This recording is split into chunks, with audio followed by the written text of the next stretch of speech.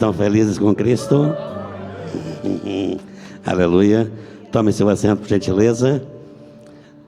Boa noite aos irmãos que nos acompanham online. Eu hoje preguei para uma irmã lá de Florianópolis, online. Eu a conheci quando jovem, serviu a Jesus na minha juventude, me descobriu lá no Facebook, não sei como, e mandou pedir amizade. Eu não aceito quem não lembro, quem não conheço. E o nome estava diferente, eu conhecia por Marta, mas apareceu Marte. Eu disse, eu não sei quem é, nunca vi. Mas aí perguntei, você é de Caçador? Eu sou a Marta Albuquerque. Ela disse que assistiu o culto online porque eu mandei o panfleto para ela. Se estiver assistindo, saiba que essa casa é boa e está te esperando também. E a todos os demais que nos acompanham online. Não perca de estar presente. O culto presencial é uma coisa maravilhosa, viu, irmãos? Eu fiz faculdade de administração e marketing. Sou meio marqueteiro, um pouco. E na faculdade que eu fiz ela presencial. E ela estava tirando o couro, o rim, um pedaço do fígado e mais um pouco do estômago junto. E eu não estava dando conta de pagar. Estava muito amargo o negócio. Porque eu pagava a minha e a do meu filho mais velho. Ele estudava junto comigo. A gente sentava lado a lado, lá na carteira. E estava ruim. Aí eu dei preferência para ele. E eu tranquei a minha faculdade. E comecei a fazer online. Mas online não é legal como presencial. Até o rap eu fiz lá na faculdade, viu? Disseram, pastor, o senhor tem que fazer um rap aí, que o pessoal vai bater um pandeiro e o senhor faz um rap e o senhor canta o rap. Eu disse, rapaz, não vou fazer isso não. Se mandar eu pregar aqui, eu prego para essa faculdade inteira aí uma palavra. Mas cantar, eu não canto nem no banheiro. E quando canto, minha esposa bate na porta. Para com isso, rapaz. É feio ver eu cantar. Mas ela disse, o professor disse, não, o senhor precisa fazer isso porque vale nota. Se vale nota, eu vou escrever. E eu escrevi uns 10 refrão. E não é que eu cantei. E sabe o que aconteceu? A única turma que ganhou nota 8 foi a nossa. Porque na faculdade, para você tirar 3 é muito, né? Quem faz faculdade aqui sabe. Quando você tira 3 na nota, você tem que sair pulando de dentro da classe, vibrando. 3 é muita nota. E nós tiramos 8. Porque o rap ficou bom. E a turma gostou. E toda a outra turma entrou junto. E, enfim, foi uma coisa bonita. Mas presenciar uma coisa, a distância é outra. Estou falando para quem está nos assistindo, para você vir na igreja, viu? Vem aqui sentir o calor, o toque, o tato, o abraço da nossa diaconia. Falei com a irmã também lá da Bahia. E ela me disse que se ela fosse pregadora, já tinha aberto um MFA na Bahia. Porque ela veio visitar um parente aqui, esteve na nossa igreja, e ela nunca se sentiu tão bem como aqui, porque lá na porta, lá no pátio, ela começou a ser abraçada pelas pessoas, e ela disse que o abraço que ela recebeu aqui, ela precisava há muitos anos, e ela recebeu aqui. Então, quem não vem presencialmente aqui, perde muito. Aleluia. Vocês aprenderam a oração do apóstolo nessa noite? Agora nós vamos para uma oração de Jesus Cristo. Evangelho que escreveu São João, capítulo de número 9. E quando o Robinho disse que ia ler São João, eu disse, tomara que não seja, senão tem que mudar o assunto aqui. E velho para mudar assim em cima do laço é ruim. Uma vez eu trabalhava numa igreja, e o apóstolo trabalhava junto com a gente, e o pastor não tinha costume de avisar a gente que a gente ia pregar no culto. Não avisava ninguém. Aí quando chegava na hora da oração, ele dizia quem vai. E você pegava o microfone na hora da oração e tinha que estar pronto para mandar ver. E eu, nesse tempo, era bom. Eu fiz rap, lembram? Então, improviso comigo era bom. Mas hoje, se eu improvisar, eu vou fazer feio. E aí eu orei para que não fosse isso que o Robinho fosse ler aqui ou falar. na abertura do culto. E ele fez muito bem, porque ele leu 12 e eu estou no 9 de São João, capítulo 9, e o versículo de número 11. Diz o teor da leitura que eu tenho aqui na minha Bíblia. Ele respondeu e disse-lhe: um homem chamado Jesus fez lodo, untou-me os olhos e disse-me: vai ao tanque de Siloé, lava-te. Então eu fui, lavei-me e vi. Simples, não? Legal. Ouvir Deus fazer coisas assim é magnífico, é grande. E Deus gosta das coisas simples. Não adianta eu querer falar bonito para vocês, porque se eu falar bonito eu vou me atrapalhar. Eu não sei falar bonito. Eu só sei isso que eu sei. Então eu tenho que pegar esse pouco que eu sei, entregar nas mãos dele, e ele vai moldar esse pouco que eu sei, e vai usar para o bem da sua obra. Aí dá certo, funciona. Mas eu quero fazer bonito, eu quero falar um palavrágio polido, eu quero trazer aqui uma retórica do tamanho certo. E quando eu trago a minha retórica, o Espírito Santo senta no banco e fica assistindo o culto, e sabe o que acontece? A gente sai daqui mais vazio do que chegou. Então é necessário que o Espírito Santo seja o comandante da casa. É Ele que manda, é Ele que gerir, é Ele que administra, é Ele que usa os profetas, é Ele que usa os pregadores, é Ele que usa o apóstolo, é Ele que usa a diaconia, os pastores da casa, é Ele que usa. Deixa Ele fluir na tua vida. O apóstolo diz que é para a gente fazer crescer o amor aqui dentro. Quando cresce, a gente fica bom. Eu sei crescer muito não cabe mais, porque eu amo Jesus, viu, irmão? Eu já disse para minha esposa: eu te amo, Marli, você é uma peça que Deus me deu. Trouxe lá dos Minas Gerais, cara. O menino estava lá para os Minas Gerais afora, trabalhando, e já era gerente lá num negócio grande lá, e estava ganhando dinheiro, e querendo comprar casa, e um monte de coisa. Jesus me revelou que era ela, e eu disse: Senhor, se for ela não serve mais em Minas Gerais, ela tem que vir para Balneário Camboriú. E não é que daqui a um pouco ela estava lá em Balneário Camboriú. Jesus a trouxe de lá. Aí eu perguntei: mas e o que deu? O que foi que houve? Ela disse: Jesus falou comigo que lá não era meu lugar, que o meu lugar era aqui, que ele tem um negócio aqui comigo. E sabe qual foi o negócio? A gente casou, a gente está feliz, a gente está servindo a Jesus. Mas eu disse para ela antes de eu casar com ela: cara, eu te amo. Porque ninguém casa se não amar, não é? Se não amar, você namora, gostou, achou bonitinha e toda maravilha, mas a beleza vai embora, viu? Beleza vai embora, a pelanca despenca, os olhos ficam cheios de pele, a cabeleira começa a cair, a careca começa a aparecer, a ralhar na cabeça das irmãs, começa a ralhar cabelo, e não adianta você fazer nada, pode fazer o que se quiser, pode enterrar a cabeça no ninho da galinha, fritar ovo na cabeça, não vai adiantar, vai cair, tá entendendo? Então a beleza desaparece, mas o amor, não, o amor dura e dura sempre. Aleluia. E eu disse para ela: eu te amo, cara, vamos casar.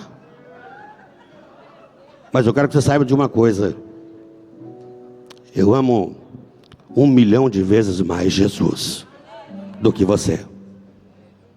Então entre você e Jesus eu vou ficar com ele.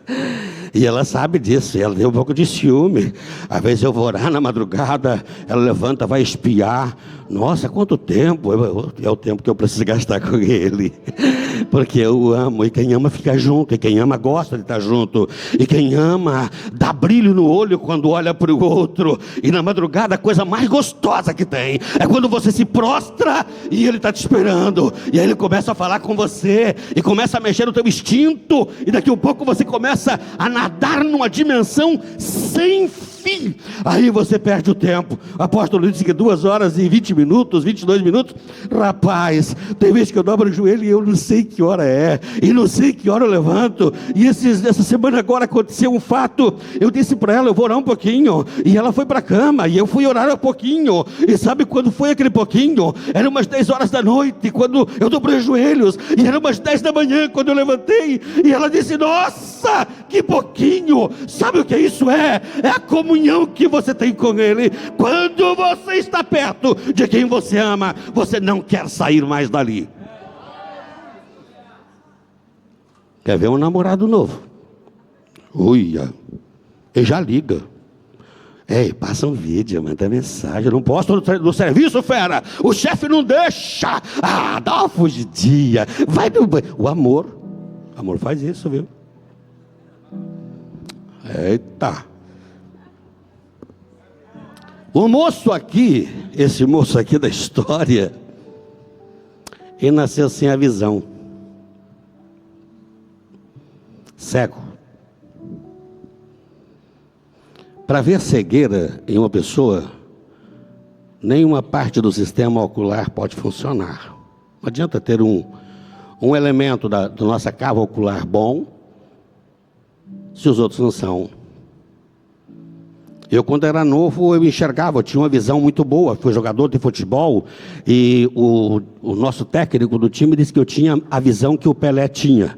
Sabe por que o Pelé era bom de bola? Porque a visão do Pelé era uma visão tão grande aqui, ó, nas laterais aqui, ó. A visão dele era tão grande, ele focava a bola, enquanto o outro ia ver a bola, quando a bola já estava passando aqui, o Pelé estava vendo quando ela estava vindo aqui, ó. Então ele saia 3 passos na frente, 4 passos na frente. Além da velocidade, a percepção, a visão, o sentimento do efeito do material que ele usava como profissão, entende? E eu tinha uma visão muito boa. Mas hoje, rapaz, eu fico olhando para a letra e às vezes eu distancio e eu aproximo. Não dá certo, porque a visão foi dormindo. Ela começou a sofrer alguns impasses, entendeu? Este moço aqui do texto, ele não via nada. Ele nunca viu o rosto da mãe dele. Ele nunca viu o rosto do pai dele, dos amigos de vizinhança dele. Ele nunca ouviu alguém mostrar uma foto para ele, um animal que comprou novo, e o moço não via nada, ele não sabia de nada disso. Então ele se acomodou uma vida pacata, travou na vida porque não tinha visão. E este moço, um dia, Jesus Cristo está passando com os seus discípulos lá. Naquela passagem de Jesus Cristo, os discípulos perguntaram para ele, mestre, se você for ler, está no texto, quem foi que pecou? Foi esse cara aí que nasceu cego, que cometeu o pecado? Ou foi o pai dele ou a mãe dele que pecou e ele nasceu assim por causa do pecado? Aí Jesus olhou para o moço, olhou para os discípulos que fizeram uma pergunta e disse a eles, nem ele pecou e nem os pais. Isso aconteceu para se manifestar nele as obras de Deus. Aí Jesus faz uma coisa nojenta. Ele cuspiu na terra. A gente já tem nojo do cuspe, não é? Você já está jogando fora porque é uma coisa que está sobrando e não é legal estar ali. Não é verdade?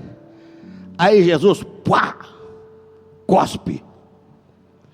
Vai lá, pega a terra e faz um barrinho com aquele negócio. Pega aquele barrinho e esfrega nas bagas do olho do moço. Mais nojento ainda, não é? Eia! Jesus não podia pegar a manga da blusa dele e passar no olho do rapaz, a manga da blusa, para dar uma lustradinha. Eu conheci uma irmã que tinha bócio, sabe aquele papo grande? Aí alguém disse assim para ela, ó, tem um negócio que cura bócio. Ela disse, não, mas nunca escutei, tem que fazer cirurgia e tal. Aí o irmão disse, não, cura. Vai no mercado, compra aquela pasta no Guete de engraxar sapato, não tem? Esfrega, esfrega, esfrega, faz uma massagem com aquilo lá, banha todo ele naquela pasta, pega um paninho de lã, esfrega, esfrega, esfrega. Ela disse, nossa, só isso? E cura? Ele disse, se cura eu não sei, mas fica brilhando. Jesus podia ter limpado o olho do menino lá do moço com a camisa dele e colocar a camisa do moço, ou o moço para ver através da limpeza pela roupa dele. Não foi a roupa dele que curou a menina do fluxo de sangue? A menina não disse, se eu tocar na orla, eu vou ficar curada. Então ele poderia ter feito isso também, mas ele não fez. Ele fez uma coisa repelente, uma coisa ruim. Aí faz aquele lodo, coloca no olho do moço e diz para ele levar no tanque de Siloé e se lave lá. Como é que um cego vai? O cego é levado, naquele tempo não tinha a facilidade que tem hoje, aquela varinha, entendeu? Não tinha o cão-guia que pega o cego e arrasta pela roupa. Não tinha calçada programada para os cegos andar naquela calçadinha que tem aquela saliência lá para pisar, não é? Tinha não. Jesus disse, vá lá e se lave. E o moço foi.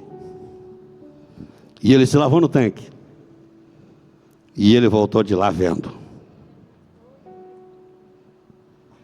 Então o milagre estava no barro. O milagre aconteceu por causa do cuspe de Jesus, do barro da terra, que Jesus pegou para colocar nos olhos do moço. Foi isso? Não. Sabe por que aconteceu o milagre? Porque os dedos do Mestre Jesus passou nos olhos do moço, e toda a parte ocular dele recebeu o toque. E quando recebeu o toque, sabia que quem estava tocando naqueles olhos ali é o homem que tinha feito a visão humana lá na eternidade, no dia que o homem foi gerado.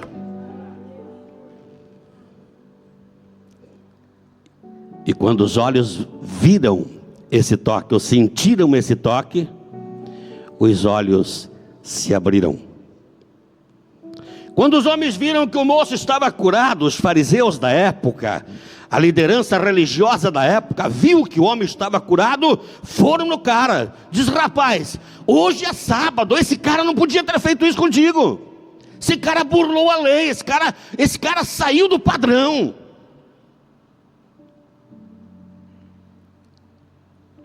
O que você diz que esse cara é? O que esse cara representa para você?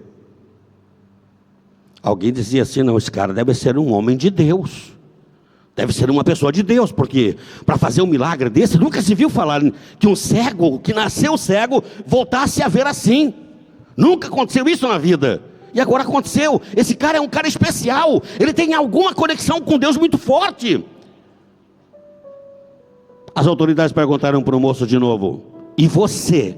O que é que você diz que esse cara é?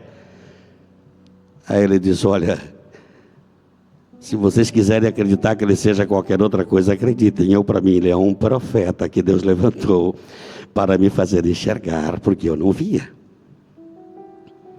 A religião estava presente, mas ele não via. Os religiosos estavam presentes, mas o moço não via. O tanque de Betesda estava ali, mas o moço não via. Todo mundo cuspia na terra, mas o moço não via. Mas quando o mestre tocou, como aquele lodo de barro, o moço passou a enxergar. O toque de Jesus faz a diferença, irmão. O toque de Jesus, ele vai aonde não vai o remédio que a medicina usa.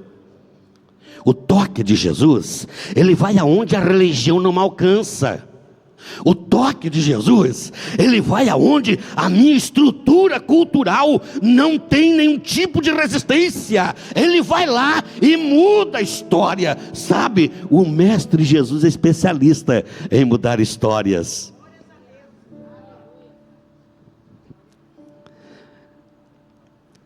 Os especiais reconhecem o mover de Cristo quando Ele está presente no santuário ou na casa.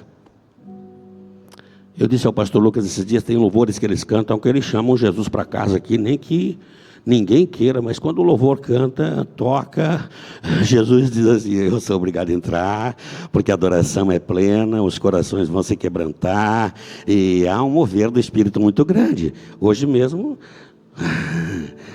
e não é coisa deles, viu, irmãos? Não. Vocês nem pensem que são especiais, pastor Lucas, pense não. É que antes de eu vir para a igreja todo dia, e grande parte dos intercessores da casa aqui, grande parte, eu sei que grande parte faz isso, antes da gente vir aqui para casa, a gente coloca o dedo de vocês na consagração diante de Deus. Senhor, pega os dedos dos músicos, pega o teclado, a corda, as baquetas que batem na bateria, pega lá, Senhor, e começa a fazer um rebu nesse negócio, não deixa eles tocarem para eles, toca somente para ti, e aí acontece o mover do Espírito.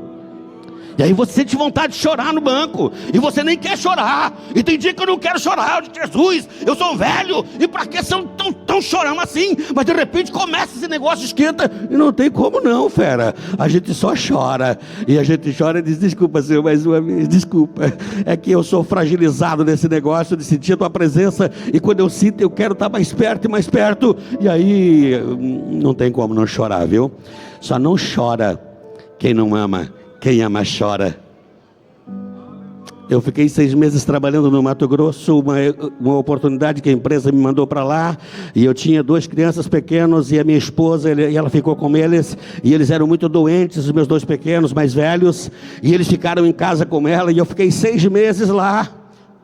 Quando eu ouvia a voz dela no telefone, que a gente ligava, eu dizia para ela, quando eu te ligar, você me atenda, por favor, porque eu preciso falar contigo, e você não pode ligar para mim, porque se você ligar para mim na hora que eu estou numa atividade, eu não posso te atender, fica ruim, então deixa eu ligar. Aí quando eu ligava, que ela atendia, que eu escutava a voz dela no telefone, as lágrimas desciam sem querer, irmão. Eu estava lá no Cafundó, ela não estava nem vendo. Ela dizia para mim, chora não, eu estou aqui sentindo tua falta também, mas Jesus te ama, estou orando por você. Mas era a emoção da distância, está entendendo? E quando eu vim embora, quando eu peguei o avião, que a nave parou, e que o piloto da firma estava lá me esperando para me pegar no aeroporto em Curitiba e me levar para minha casa, quando eu cheguei em casa, ele disse, a gente tem que passar na firma, você tem que prestar um relatório para o diretor do que aconteceu lá. Eu disse, não, agora a minha firma é minha casa, você vai passar na minha casa, vai me deixar em casa, e o diretor vai me ver amanhã,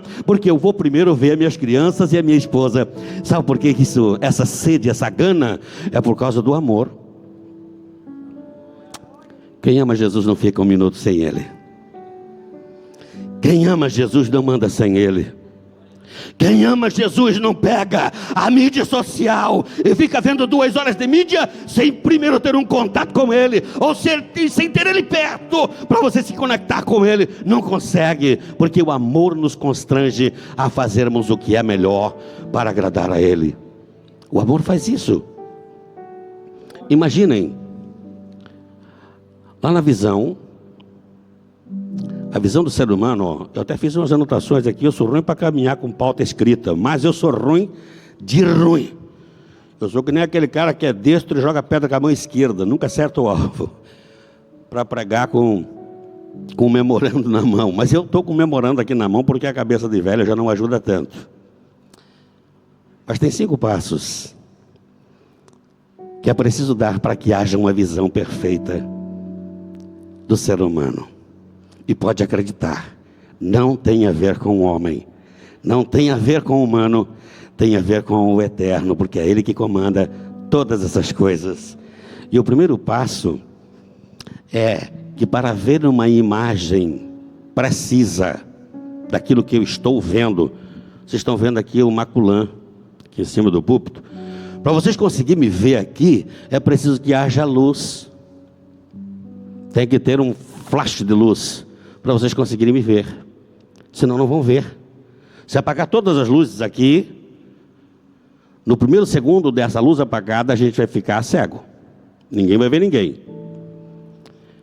Alguns segundos depois vai haver alguns flashes de luz, que é próprio do eterno, porque Ele criou isso já no princípio, Esses flashes de luz vão começar a dar um sinalzinho de vida de longe, e as luzes que estão muito longe daqui começam a dar reflexo, e você começa a encontrar o caminho. Você sabe andar pelo meio das cadeiras e sair lá para fora. Esse é um flash de luz. É preciso ver isso para que haja visão. Se não tiver esse flash, não tem visão. As pessoas que não veem é porque eles não têm luz, não recebem a luz. Entenderam? A luz, ela precisa encontrar um elemento dentro da nossa cava ocular, chamada córnea. E a córnea vai trabalhar lá na retina. Juntos os dois vão começar a pensar juntos: ei, o que foi que aconteceu? Está entrando um negócio aqui dentro, aqui uma imagem, a imagem está entrando toda torcida, toda retorcida. Sabe aquela imagem da água? Quando você se vê no espelho da água, mais ou menos assim, são os reflexos da retina e da córnea lá dentro da cava ocular. Entra lá essa imagem, não dá para identificar porque ela entra de ponta cabeça. Ó, vocês estão me vendo no primeiro momento aqui de ponta cabeça, entendeu? Aí essa ponta cabeça que eu estou, vocês não vão identificar como é que ela está se projetando, porque vocês ficam numa confusão de entendimento lá dentro da córnea e lá dentro da retina, ou do cristalino do olho. E depois de lá, eles vão tornar para a retina.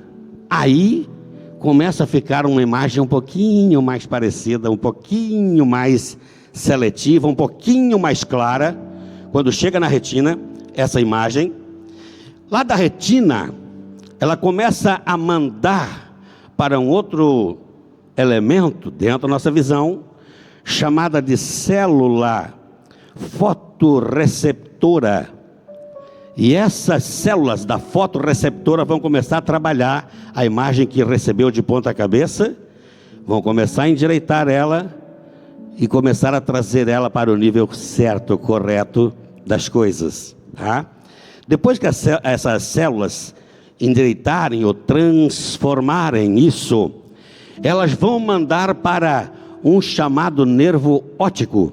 E o nervo óptico vai pegar essa informação, vai transformar em energia, vai transformar em íons, em toques energéticos, e vai mandar para o cérebro.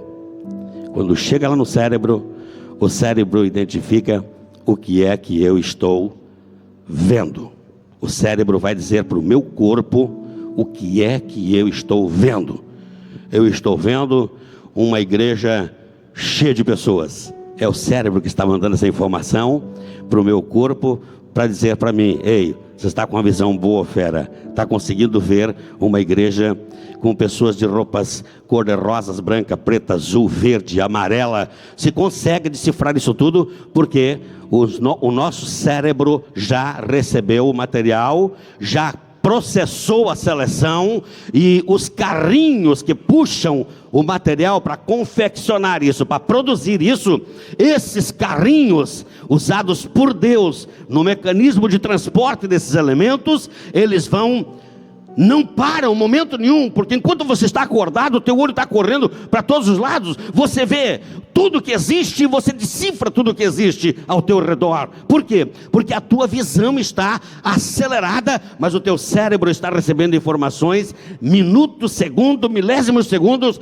e você consegue fazer a imaginação. Dentro desse campo da ótica, ainda tem uma coisa que é fantástica, e que quase ninguém fala sobre ela, e a ciência também não tem muito que dar explicação. Eles sabem disso, mas não dão muita explicação sobre isso.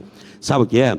É que quando a imagem entra aqui dentro, e ela é processada, e ela está no cérebro, o cérebro consegue informar ao meu corpo que a imagem chegou, que essa imagem, que é preciso isso. E tem pessoas que trabalham com medidas milimétricas mesmo, e eles trabalham com a precisão cirúrgica naquilo. O médico, quando faz um corte num paciente, e ele faz um corte porque o laser anunciou que o problema está lá dentro do estômago da pessoa, e ele faz um corte com bisturi e vai exatamente onde está o mal e extrai o mal. Por que ele fez isso? Porque o cérebro dele trouxe a informação com precisão cirúrgica que ali está o problema, e ele não afeta nenhum dos outros órgãos, ele só trabalha com aquele que está com problema. Sabe por quê? Porque a visão dele está boa, a mente está boa, está lúcida, está trabalhando na direção certa.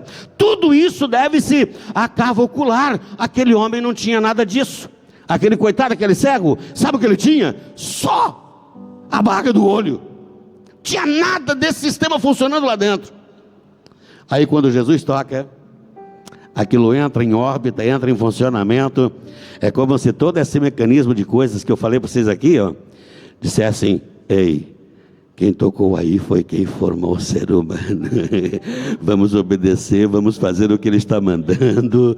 E aí o moço desceu lá para o tanque, voltou vendo. As pessoas disseram: ei, mas e? Ele disse: olha, se vocês quiserem dizer que o cara é um contra-lei, seja o problema de vocês. Se vocês acham que ele é um cara que está desregulando a lei de Moisés, problema de vocês. Para mim, ele é um profeta. E como profeta, eu quero respeitá-lo como tal. Aí Jesus aparece de novo para o moço e pergunta para o moço: ei, como é que está? Está enxergando bem? Está tudo certinho, ok? Ele voltou para uma reconsulta, entendeu? Está tudo certinho? Aí o moço disse: está tudo certinho, está tudo ok. Mas como é que eu vou conhecer quem é que me curou? Aí Jesus diz, está no texto de São João. Jesus diz: é esse que fala contigo, cara, que te curou. É este homem que fala contigo. Às vezes somos abençoados por Deus, damos mais valor a outras coisas do que aquilo que Deus nos deu. Os pais desse moço foram questionados pelas autoridades. As autoridades disseram: o que vamos fazer? Este moço é filho o filho nosso. Ele nasceu cego. Como é que ele... Não sei, pergunte a ele. Eu não estava lá, a gente não estava lá, a gente não viu. Pergunte para ele, ele já não contou para você. Já contou, mas a gente está duvidoso da palavra dele. Aí, pois é, mas vocês estão duvidando. Ele não enxergava e agora está enxergando. Não é um testemunho? Valeu. Os homens abandonaram a perseguição a Jesus porque viram que houve um milagre naquele evento. Agora, irmãos, o milagre acontece e a glória tem que ser dada a quem de direito. Lá na manjedoura, quando nasceu Jesus, tinha bilhões de manjedouras em toda a terra. Ovelhas comiam na cocheira, o gado comia na cocheira. Havia centenas e centenas naquela região de estrebarias onde o gado pousava fechado. Mas naquela noite, aquela cocheira ficou especial. E não era especial a cocheira, não. Sabe quem era o especial daquele dia? Era aquele que estava deitado na cocheira. Ele era o especial. No dia da cruz, se você fosse pegar na história e verificar na história quantas pessoas morreram condenadas pela força romana, pendurado na cruz, você perderia o cálculo de números. Milhares de pessoas morreram condenadas na cruz, em Israel, em toda parte do mundo. A sentença era aquela, a máxima sentença era aquela. Era como se fosse o corredor da morte, a cadeira letal, ou qualquer coisa dessa natureza naqueles dias. A cruz era a sentença final. Milhares de cruzes foram levantadas em toda parte da terra. Homens foram pregados na cruz. E houve muita morte, muito sangue nas cruzes daquele tempo. Aquela cruz ficou diferente, porque sobre ela estava o nosso Mestre Jesus. Não é cruz especial.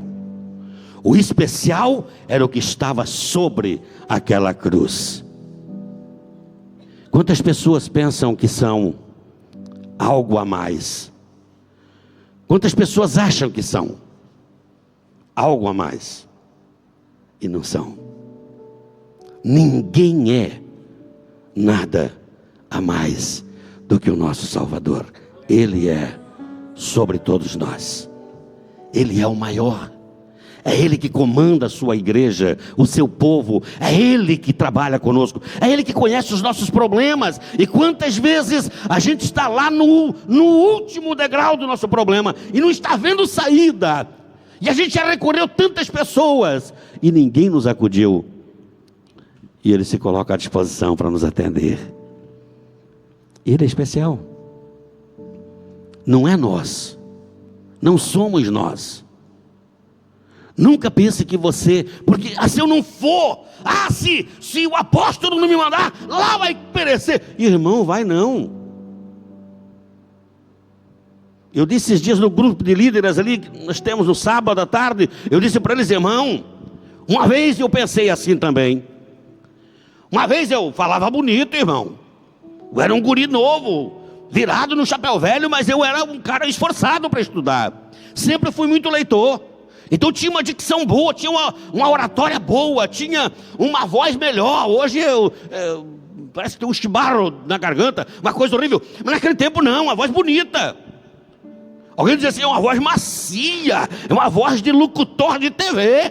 E eu pregava lá, bonito. E eu pensava: eu sou o cara. Eu dizia: Deus, não me deixa eu sair daqui, porque se eu sair dessa igreja, vai quebrar. Vai falir, vai parar, porque ninguém sabe fazer como eu estou fazendo. Aí o Espírito Santo me abordou um dia e disse assim para mim: você pensa que eu gastei todo o material de fazer pastor só em você?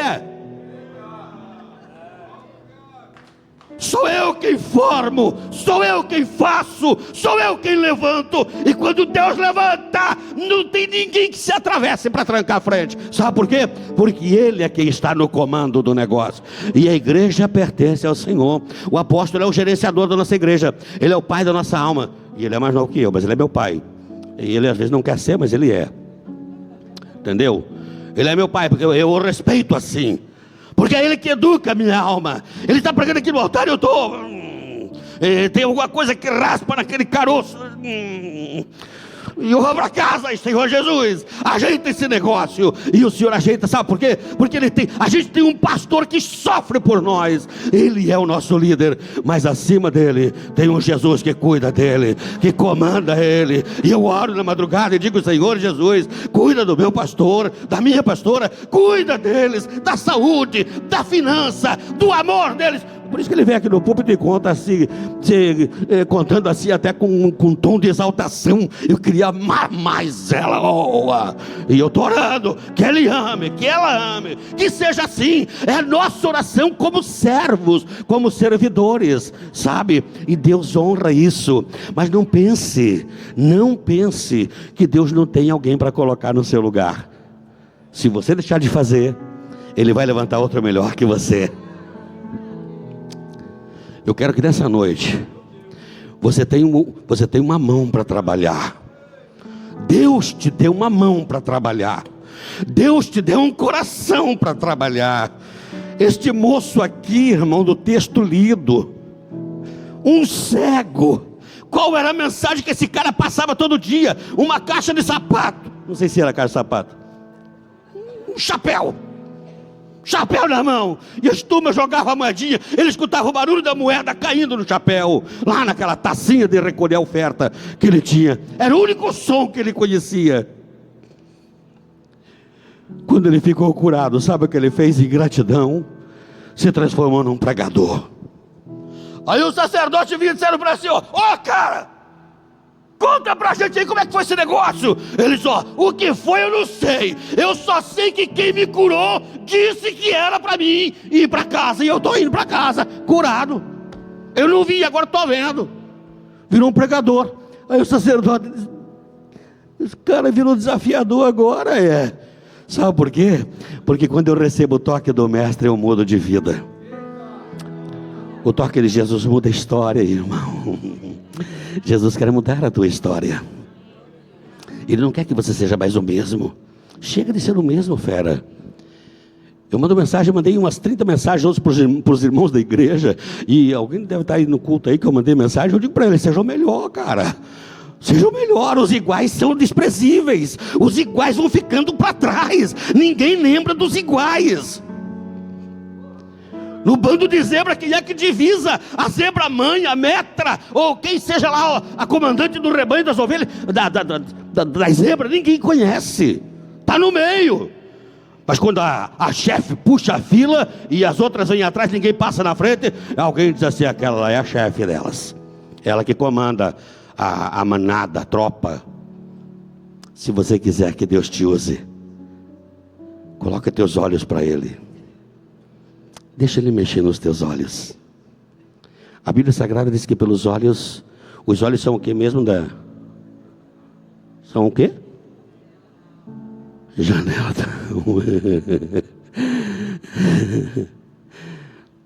Sabe quais são os 5 sentidos da alma? E os olhos são as janelas. Hoje eu fiquei sozinho em casa, e quando eu fico sozinho em casa eu oro mais tempo. Mas eu gosto de orar com a janela aberta. Eu abro minha janela para a direção da igreja aqui. A Bíblia diz que o Daniel orava com a vista virada para Jerusalém. E eu abro a janela da minha parte de cima da casa, na direção da igreja, estendo meus braços para cá. E eu digo: Senhor Jesus, os milagres, as curas, as restaurações, os casamentos que estão estragados, que estão em problemas, as pessoas que estão andando de ré em vez de ir para frente, as pessoas que estão andando como aquele escorpião do deserto, que horas ele anda para frente, horas ele anda de lado. Senhor Jesus, cuida dessa gente, vai lá, trabalha com eles, molda eles, leva eles para a tua casa. E eu faço essa oração constantemente, irmãos. Agora acreditem, se você não quiser a mudança, Ele não vai fazer nada por você. A Bíblia diz: chegai-vos, pois, a Deus, e Ele se chegará a vós. Hoje Ele quer mudar você. Hoje Ele quer tocar nos teus olhos. Tem outras partes do seu corpo que Ele quer tocar, mas hoje Ele quer mexer nos teus olhos. Aonde que você tem colocado teus olhos mais tempo na tua vida? Como que você está usando essa ferramenta tão poderosa que Deus te deu? Eu enxergo os defeitos. Eu preguei para uma irmã ontem, no telefone, que ela ligou para mim pedindo oração, e eu preguei para ela, e eu disse para ela: irmã, ela disse: pois é, o pastor da igreja que eu congregava levou meu carro, levou minha casa, levou uma lanchonete que eu tinha, e eu fiquei sem nada, eu abandonei a igreja. Eu perguntei a ela: mas e Jesus fez o que para você, irmã? O que é que Jesus levou de você? Ela disse: não, Ele não levou nada. Eu disse: Ele tudo te deu. E se Ele te deu de novo, depois que esse indivíduo levou embora, se Jesus te deu de novo, é motivo de você voltar para Ele, abraçá-lo, cultuar a Ele, esquecer das pessoas. Não vá para a igreja olhando para ninguém. Irmão, eu não vim aqui para olhar ninguém da igreja. Eu não quero vir aqui para ver roupa, calçado. Eu não venho aqui para ver beleza de cabelo. Eu não venho para ver nada disso. Eu vim aqui para ver Jesus.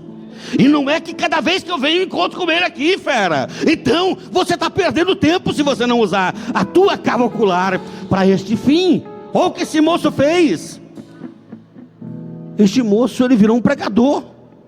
E ele era um cego, não sabia falar, nunca tinha dado um sermão para ninguém. Pregou para o sumo sacerdote. Nessa noite, Jesus quer que você mude a tua história. O que você quer que Ele mude para você? Feche teus olhos, por favor. Curve sua cabeça. Como estão os teus olhos? Em que você tem colocado teus olhos nesses últimos dias? Uma das coisas mais terríveis da visão é que depois da gente ver, a gente não pode desver. O apóstolo diz isso sempre. Depois que a gente vê, a gente não consegue desver. Quanta coisa eu estou gastando tempo para ver que não é útil, que não me leva a lugar nenhum. Quantas horas do meu dia eu tenho gastado para ver coisas que estão me afastando de Deus, estão me levando para longe de Deus. Quanto tempo eu tenho gastado da minha vida que tem feito Deus ficar triste, porque Ele me deu o fôlego, e eu estou respirando um fôlego de vida tão precioso que Ele me deu. A indústria dele não para de produzir o oxigênio para me respirar, e eu uso o oxigênio que Ele me deu para respirar, para colocar meus olhos nas coisas impuras desta vida, para ficar vendo o defeito dos outros, para ficar vendo problemas do mundo, para ficar vendo situações erradas. Queridos irmãos, nessa noite nós vamos passar o colírio de Jesus Cristo nas nossas vidas. Talvez o lodo não esteja aqui, mas os dedos do Mestre vão estar aqui para passar na tua vista. Fique em pé comigo, por favor. Se você quiser que Ele purifique os teus olhos, se você quiser que Ele mude a tua maneira de ver, o teu comportamento, a tua forma de chegar às coisas, venha e diga para Ele: Senhor, eu quero uma purificação, eu quero uma limpeza, eu quero ser novo, eu quero mudar a minha história, eu não quero ser mais o mesmo. Eu quero que você faça isso nessa noite. Eu vou orar por você, se é que tem alguém que queira isso, e se não houver, eu vou orar do mesmo jeito. Mas você vai perder uma oportunidade que talvez nunca mais volte para você, porque você não sabe do teu amanhã, você não sabe como vai ser essa noite. Se Jesus vier essa noite, o que vai acontecer com você? Você não sabe. Você não sabe o que pode acontecer com você no amanhã. Você não sabe como vai ser o teu novo dia, se você não acertar com Deus as coisas no momento que tem oportunidade. Hoje Jesus está passando aqui e Ele quer tocar em você para mudar a tua história. Ele não quer apenas passar por você, Ele quer tocar em você. E o toque de Jesus muda toda a nossa trajetória. Oremos ao Senhor. Pai, eu estou diante da tua presença, e não há nada melhor, Senhor, do que estar diante de um Deus que tudo pode. Não há nada melhor do que estar na presença de um Deus que sabe, conhece os nossos problemas, conhece a nossa situação. Não existe nada melhor em estar em lugares, Senhor, do que estar na tua presença, porque é na tua presença que nós sentimos o mover do Espírito. É na tua presença que o Senhor toca naquele lugar mais necessário em nós, para causar mudanças em nossa vida. Querido Senhor, muda a nossa maneira de enxergar, muda a nossa maneira de ver as coisas, mude a nossa maneira, Senhor querido, de nos comportar em público. Faça, Senhor, que os nossos olhos possam olhar para o Senhor, que é o autor e consumador da nossa fé. Faça que os nossos olhos estejam fixados em Ti, Senhor. Não nos deixe esquecer isso. Não permita, Senhor, sair da nossa presença, sair de perto de nós sem um toque do Senhor. Faça, querido Deus, que os nossos olhos sejam alvejados pela lama do Teu mover, mas que sejam lavados e a nossa visão restaurada no tanque de Siloé. Querido Senhor, toca em nós, ainda que seja, Senhor querido, de uma maneira que nós achemos que não é tão legal, mas que o Senhor possa mudar a nossa história, e a partir de hoje não sermos mais iguais éramos ontem. Pai, no nome de Jesus, eu ministro uma bênção para a tua igreja. Eu quero que o Senhor toque na vista das pessoas, para nós esquecermos um pouquinho desse celular com mídias nojentas, com tanta coisa impura que está vendo, Senhor, tanta porquidão que está surgindo aí. É preciso haver um filtro, Senhor, mas como nós não controlamos isso, às vezes aparece. Querido Senhor, nos faça nojar isso, Pai, e não deixa que os nossos olhos pairem sobre essas imagens e que isso venha chamar nossa atenção, não, mas que o Teu Espírito Santo possa nos conduzir a passos seguros ao encontro do nosso Salvador. Faz isso conosco, para a glória do Teu nome. Eu oro, abençoa a Tua igreja e agradeço em nome de Jesus, dizendo amém. Os meus olhos para ver a beleza